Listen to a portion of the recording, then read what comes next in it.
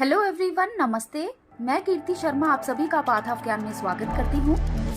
आज हम भारत को जिस मुकाम पर देखते हैं, ये सिर्फ उन लोगों की वजह से पॉसिबल हो पाया है जिन्होंने अपनी जान की परवाह किए बिना देश की सेवा की, अपनी जान को सेक्रीफाइस कर दिया ताकि देश को आगे बढ़ा सके। और इन्हीं लोगों में से एक थे डॉक्टर होमी जहांगीर भाभा। इन्होंने ही भारत को इतना सक्षम बनाया कि आज भारत की ओर कोई आंख भी उठाकर नहीं देखता, और वो पावर है nuclear power. Doctor Jahangir Bhabha ने ही अपनी विजन के दम पर देश में न्यूक्लियर वेपन की रिसर्च का सपना सच कर दिखाया, और अपनी विजन के दम पर ही इंस्टीट्यूशन बिल्ड करने से लेकर रिसर्च साइंटिस्ट पिक करने तक का काम उन्होंने खुद किया। और आज भी उन्हें ही इस बात का क्रेडिट दिया जाता है कि उन्हीं के कारण ही आज हमारा देश न्यूक्लियर कैपेबल हो पाया है। जिस टाइम पर भारत के लोग न्यूक्लियर पावर के बारे में जानते तक नहीं थे, उनको कोई आइडिया भी नहीं था, उस टाइम पर डॉक्टर जहांगीर भाभा ने भारत को न्यूक्लियर पावर से संपन्न बनाने का एक बहुत ही मुश्किल सपना देखा था। आज परमाणु शक्ति में भारत जहां खड़ा है, उसकी नींव भाभा ने ही रखी थी। लेकिन ये बहुत ही दुख की बात है कि जो व्यक्ति सिर्फ 18 मंथ्स के अंदर ही देश को न्यूक्लियर वेपन देने में सक्षम था, उसकी डेथ एक मिस्टीरियस प्लेन क्रैश में हुई।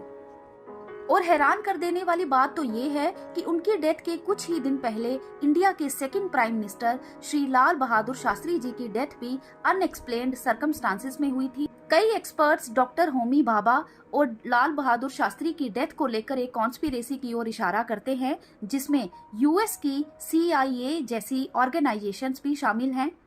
आज की इस वीडियो में हम डॉक्टर होमी जहांगीर भाभा की लाइफ से जुड़ी ऐसी ही कुछ पहेलियों को आपके साथ शेयर करने वाले हैं। अगर आप इस चैनल पर नए हैं तो please like and subscribe my channel. तो आइए वीडियो स्टार्ट करते हैं। फादर ऑफ न्यूक्लियर वेपन कहे जाने वाले डॉक्टर होमी जहांगीर भाभा का जन्म 30 अक्टूबर 1909 में एक वेल्दी पारसी परिवार में हुआ था। उनके पिता जहांगीर भाभा एक जाने माने वकील थे। होमी भाभा की स्टार्टिंग की एजुकेशन मुंबई के कैथेड्रल स्कूल से हुई। इसके बाद आगे की स्टडी जॉन कैनन स्कूल में हुई। 12th की स्टडी एल्फिस्टन कॉलेज मुंबई से करने के बाद उन्होंने रॉयल इंस्टीट्यूट ऑफ साइंस से BSc की परीक्षा भी पास करी।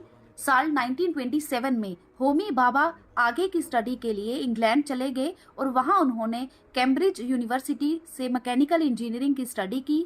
साल 1934 में न्यूक्लियर फिजिक्स में कैम्ब्रिज यूनिवर्सिटी से उन्होंने डॉक्टरेट की उपाधि हासिल की। सितंबर 39 में भाभा छुट्टियों के लिए इंडिया आए हुए थे तो वर्ल्ड वॉर सेकंड स्टार्ट हो गया, और फिर उन्होंने इंग्लैंड ना जाकर इंडिया में ही रुकने का डिसीजन लिया। इसी दौरान उनको इंडियन इंस्टीट्यूट ऑफ साइंस से फिजिक्स डिपार्टमेंट के हेड डॉक्टर CV रमन की तरफ से ऐसे रीडर ऑफर आया और उन्होंने एक्सेप्ट भी कर लिया। होमी भाभा का मानना था कि अगर इंडिया को ऐसी ग्लोबल पावर इमर्ज होना है तो उसे अपनी न्यूक्लियर कैपेबिलिटीज डेवलप करनी होगी, क्योंकि खुद को प्रोटेक्ट और डिफेंड करने के लिए इंडिया के पास न्यूक्लियर बम होना जरूरी है। और इसी बिलीफ के साथ उन्होंने आज़ादी से पहले साल 1944 में न्यूक्लियर रिसर्च की शुरुआत कर दी। जरा सोचिए, आज़ादी का वेट नहीं किया उन्होंने। 1945 में Tata institute of fundamental research के गठन के साथ ही इंडिया में न्यूक्लियर रिसर्च की शुरुआत हो गई थी, और डॉक्टर होमी जहांगीर भाभा इसके पहले डायरेक्टर बने।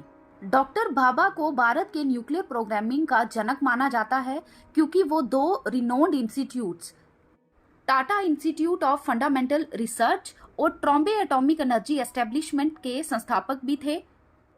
साइंस में योगदान के कारण ही उनको एडम्स प्राइज और पद्म भूषण से सम्मानित भी किया गया। साल 1966 में उनकी डेथ के बाद ट्रॉम्बे एटॉमिक एनर्जी एस्टेब्लिशमेंट का नाम बदलकर उनके नाम पर भाभा एटॉमिक रिसर्च सेंटर रख दिया गया। एयर इंडिया फ्लाइट 101 के बोइंग 707 मॉडल, जिसे कंचनजंगा के नाम से भी जाना जाता था, डॉक्टर होमी भाभा को कैरी करते हुए एक दुर्घटना का शिकार हो गई। 24 जनवरी 1966 में ये दुर्घटना कंचनजंगा स्विस एल्प्स की माउंट ब्लैंक पीक्स में हुई, जिसमें सभी 117 पैसेंजर्स की डेथ हो गई। इसी प्लेन से डॉक्टर भाभा एक मीटिंग के लिए जा रहे थे। इस क्रैश का ऑफिशियल कॉज पायलट और जिनीवा एयरपोर्ट में मिसकम्युनिकेशन बताया गया था। लेकिन ऑफिशियल रीजंस के अगेंस्ट ऐसी कई थ्योरीज भी हैं जिनके अकॉर्डिंगली ये कोई एक्सीडेंट नहीं बल्कि एक वेल प्लान्ड कॉन्स्पिरेसी थी, यानी एक बहुत ही सोची समझी साजिश थी। इंडिया के रिनोन्ड साइंटिस्ट ने साल 1965 में कहा था कि अगर उन्हें मौका मिले तो वो सिर्फ 18 मंथ्स के अंदर न्यूक्लियर बम बना सकते हैं। और ये बात इसीलिए आपको बता रहे हैं कि आप खुद अनुमान लगाइए कि डॉक्टर भाभा कितने महान साइंटिस्ट थे, कितनी कैपेबिलिटी थी उनमें और वो कितना बड़ा सपना देखते थे, वो क्या कर सकते थे। लेकिन इसके ठीक एक साल बाद यानी साल 1966 में एक विमान दुर्घटना में देश ने अपने महान वैज्ञानिक को खो दिया। कुछ एक्सपर्ट्स आज भी ये मानते हैं कि ये एक्सीडेंट एक इंटरनेशनल साजिश थी। उस वक्त कई देश इंडिया के न्यूक्लियर प्रोग्रामिंग को रोकना चाहते थे।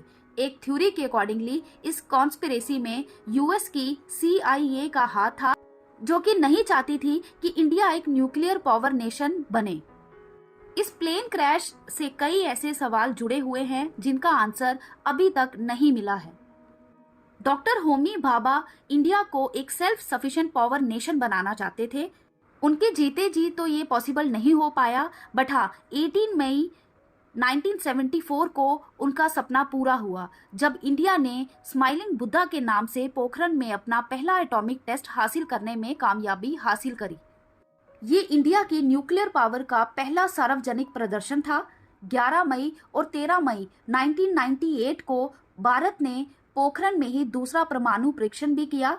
होमी जहांगीर भाभा ने इंडिया को न्यूक्लियर पावर रिच बनाने का जो सपना देखा था वो अपनी डायरेक्शन में आगे बढ़ रहा है। आज इंडिया के पास डिफेंस सेक्टर में कई न्यूक्लियर मिसाइलें हैं, जिनमें अग्नि और पृथ्वी जैसी मिसाइलें भी शामिल हैं। और ये सब कुछ पॉसिबल हो पाया है डॉक्टर होमी भाभा की वजह से।